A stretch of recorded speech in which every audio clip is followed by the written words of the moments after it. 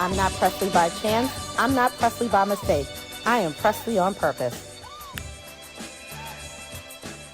I'm not Pressley by chance. I'm not Pressley by mistake. I am Pressley on purpose. And this episode of Pressley on Purpose is brought to you by Queens Royale, my lifestyle brand for men and women who wear their confidence out loud every single day. So, hey, y'all, it's your girl, Adyna K. Pressley, and welcome to Pressley on Purpose. Listen, y'all already know this is not the buttoned up CEO version of me. This is the real me, the healed but still human me, the sister friend and the good girlfriend version of me, the funny, around the way girl, big sister who done lived some ish me. And here we talk about all the stuff that I generally don't post, the moments that break you, the moments that build you, and the moments that lead you towards the healed version of you. So every week, we're getting together, we're getting into purpose, reinvention, boundaries, healing, and choosing yourself boldly, loudly, and without apology. So get your good going tea, get honest, get ready, because we're rising and we are rising on purpose.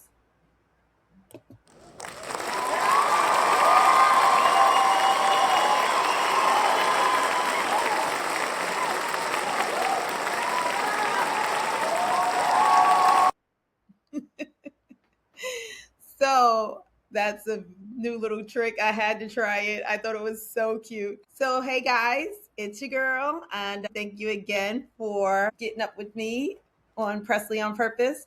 So, I meant to mention this in the last episode. So, I've been on this moo kick. I have been on a moo kick. It's nice and comfortable. I'm home. I'm sitting in my living room on my couch, and I was like, you know what? I don't feel like getting all dressed. So what I'm gonna give y'all a moo moment. So there's gonna be some moo moments every now and again when I don't feel like getting all dressed to get on here to talk with you good folks. But welcome, welcome, welcome. Thank you again for sitting with your girl while I have my moments of what goes on in my brain, whatever thought comes to mind that I feel like talking about. And actually, I want to do a part two to the daddy issues that we talked about last week because I didn't get a chance to touch on a couple of the other issues that I actually suffered from. But like I said, I am not mad at it. I'm good with it. So this is what it's all about, that real, raw, authentic talk. And if you know me, you know I'm going to give it to you, and I'm going to give it to you real. Um, so yes, I wanted to talk about, I wanted to do a part two because there were a couple of other issues that I had mentioned last week to some of the daddy issues that women face. So I'm going to go over it again if you didn't get a chance to see last week. So these are 9 things women with father wounds do without even realizing the harm. So number 1 was they people please. 2 was they have difficulty attaching.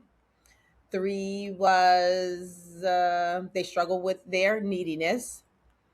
4, they cycle through periods of depression and or anxiety. I actually talked about that because that was one of the ones. They feel stuck in low self-esteem. I talked about that one as well last week. They feel disconnected from their intimate choices. And that's a nice way of saying being promiscuous. I actually talked about that as well. Wasn't my issue, but was something that I talked about. They have trouble trusting people. That was another one of my issues I talked about. Um, they struggle with being faithful, and emotional dysregulation plagues them.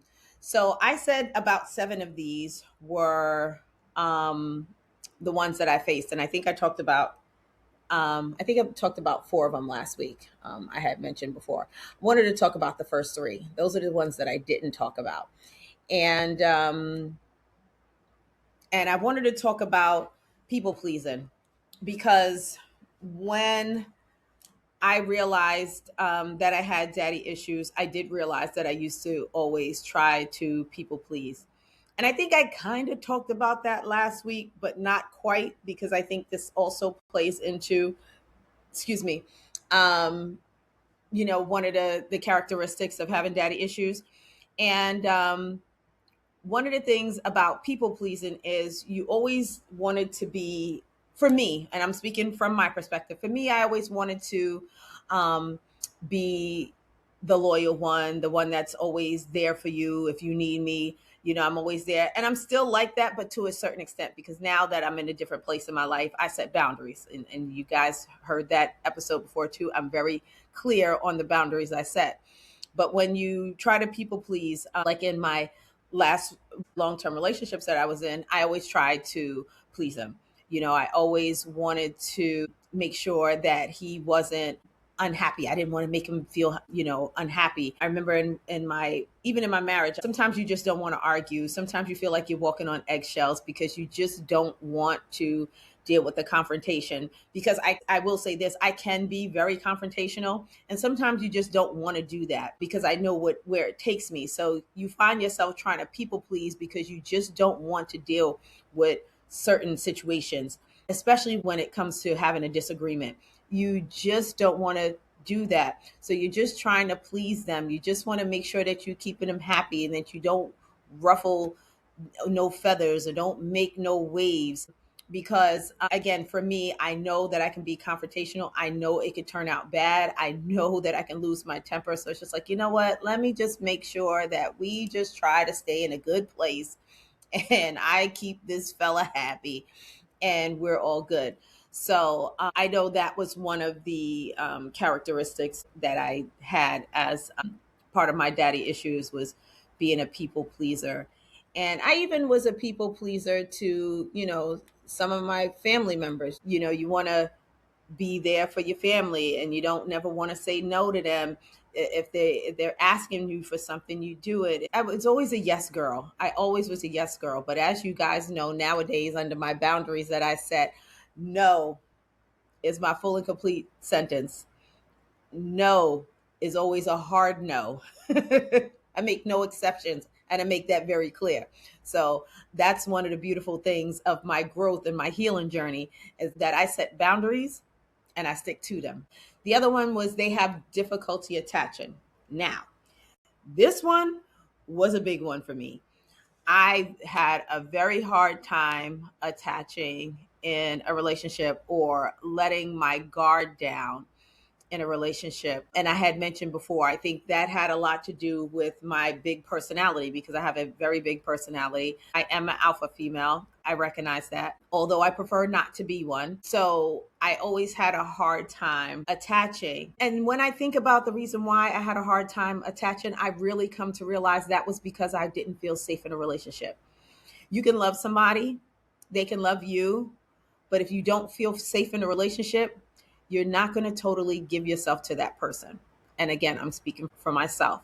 And for me, I always had that I always had that wall in between myself and the relationship that I was in because one, I always never wanted to feel like somebody hurt me, you know. There were times when I was in relationships, and this is before I got even to my long-term relationships, and this is when I was younger, where I always wanted to be the one to break it off. I never wanted nobody to break it off with me. I did not like, and even to this day, I don't like it. Rejection. I had a hard time with that. I didn't like nobody telling me no. I didn't like rejection. So I always tried to make sure that I guarded myself from that. So yeah, I always had a guard up, always had a wall up in my relationships because I never wanted anybody to hurt me. I never wanted my feelings to get hurt. And the interesting thing is, I remember when the first time my feelings did get hurt. I wasn't ready for that. I so wasn't ready for that. I did not like how that made me feel. But you do have to go through these things. I'm not exempt from not getting my feelings hurt. I had to come to grips with that as well. I had to realize, like, yeah, you're just like anybody else, Adyna. Your feelings can get hurt, you can get rejected. Someone can break up with you. You're not going to always be the first one to do it. Your wall is not going to always protect you. Your armor is not always going to be there. It doesn't matter how much you try to protect yourself, you're not going to always fully protect yourself. So I had to recognize that. And I remember when the first time my feelings was hurt, that I wasn't the first one to break it off, that they broke it off. Ooh, I really, really, really didn't like that feeling. But again, it comes with growth when I realize, okay, I'm not going to always be in control of the direction of the relationship. I'm just not. And I had to really, really come to grips with that. So that was one. And then the other one I had a problem with was struggling with their neediness. And again, because of my personality type, I never was the needy kind. I never was the clingy kind. And it's so funny. I remember when I was younger and I was dating, and guys used to tell me I acted like a guy. They always said I had dude tendencies. And when I think about it, it was because I always tried to protect my feelings and I always felt I needed to protect my heart. So I always had that armor around my heart to avoid it from getting hurt. So my way of dealing with relationships was I wasn't all in. I never was all in. You may think that I'm all in. I think I was a pretty good actress, make you think that I was all in, but many times I wasn't because I always prepared myself for the what ifs. What if he cheats on me? What if he leaves me?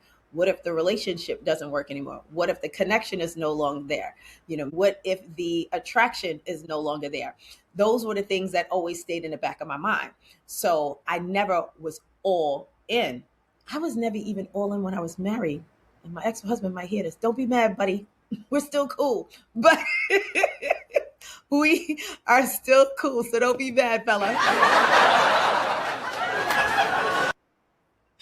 Don't be mad. But I never was really all in. And again, that's because I was trying to protect myself. I was really trying to protect myself. And it was nothing personal with anybody. It was just something in me. And again, that all comes with growth when you get to the point where you can be vulnerable or you get in a relationship where you feel safe, when you feel like you can let your guard down, that you can take that armor off, that you can step out and feel free in a relationship. But again, that also comes with when you are in tune with what you're looking for, when you know what you want in a relationship, when you are not going to make any exceptions and you're being intentional on building a relationship with someone, and that person is also on the same page as you. You both have the same goals ultimately. So yeah, so that was another one that I had struggled with. And when I think about that too, I say to myself, I wasn't mad at the fact that I did that at the time. That's what I felt was necessary for me to protect my own self and my own well-being. And to be honest with you, I feel like it fared me pretty well. Some may not think so because I did wind up getting divorced, or in the long-term relationship that I was in, it didn't work. But when I think about it, the saying, for every season there's a reason, or every reason there's a season, or something like that, something that rhymes. It was for that time. I was supposed to be in those relationships at those times, and I learned from those relationships based on the lessons. So I'm okay with that. Like I said, when I think about anything that I've ever gone through in my life, I always look at it from a positive perspective. I always look at it that there was a reason for me to be here. There was a lesson for me to learn. There was a purpose for this period of time in my life. And I'm okay with that. And as long as I know that I learned something from it, as long as I know that I grew from it, as long as I know that I benefited from it, then it's all good. I'm okay with it. Even the bad things. And people laugh at me because I am that person that always looks at the glass half full. I do. And it may sound corny to you, but it's a real thing for me. And it's gotten me through life. It's gotten me through the different challenges that I faced. It's gotten me through and to my healing place that I'm in right now. And I always say to people that I have never been more happy in my life than I am right now.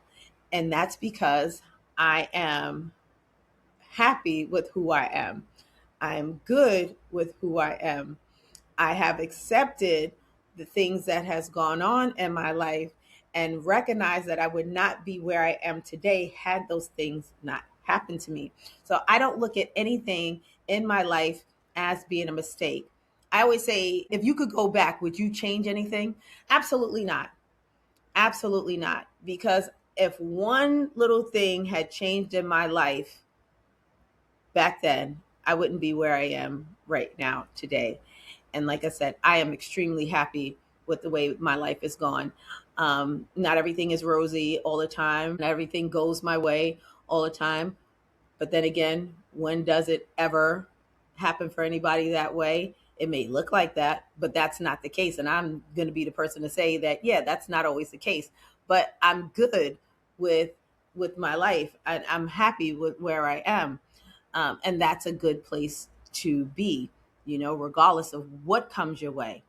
And things are going to happen. Things are going to come your way. Things are not always going to happen good for you. Not everything is going to be in your best interest. It's just not. But I'm okay with that. I'm okay with that because I know that that's just the cycle of life. It is. And I think when people really understand that, they would live a much happier life. So many people walk around and complain about everything under the sun, and complaining is not going to change anything. But what is going to change is if you change your mindset on how you look at certain things in your life. And rather than complain about it, if you can change it, change it. It's simple. It's not rocket science. I tell that to people all the time. It is not rocket science. If you want to make a change to something, just change it. You are in control of your life. You are in control of the direction that goes in. You are in control of your happiness. And here I go with my corny little saying that I say every single day. When I wake up, I say, I choose happy. That's simple. I choose happy. So I say that to say that um, we were in control. And even though I've struggled with my daddy issues, and that's why I felt it was necessary to do another episode about it, because there were so many points that was listed in that article that I originally read. I felt that I needed to also address the other parts of the article that I didn't get a chance to address. I am glad that I was able to take the time to actually reflect and recognize the issues that I did have, and then to take the steps that was necessary to change that. I do believe that we are in charge of changing the narrative of our lives, that we could change the story and we can change the path that we're moving in when it comes to anything in your life that you feel may have hindered you. Because I know my daddy issues was definitely a roadblock in my life, but I decided that I was going to face it head on and do something about it and be proactive in making that change. And honestly, I'm like that with a lot of things in my life, and it's gotten me through so many different things that I have faced. Oh boy, when I tell you, it's gotten me through so many different things.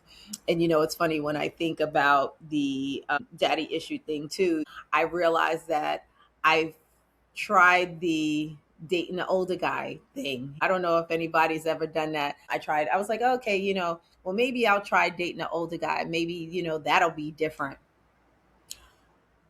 Wrong, wrong, wrong.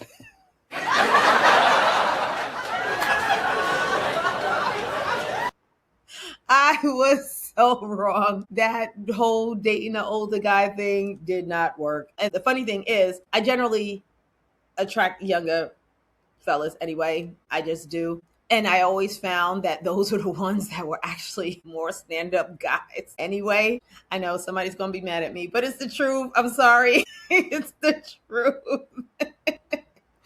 It is the truth. I found myself being in relationships and very disappointed. Very disappointed. I'm like, dude, you're old. Shouldn't you? Oh God, people gonna be mad at me.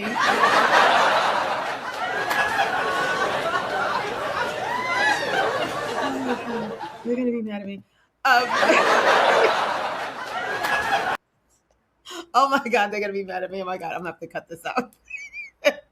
But yeah, the older guy thing didn't work for me, even though I thought that it would. You know, you think you go with an older guy and maybe, you know, you'll get that father figure, fatherly something, you know. But anywho, that is my episode of Pressley on Purpose this week.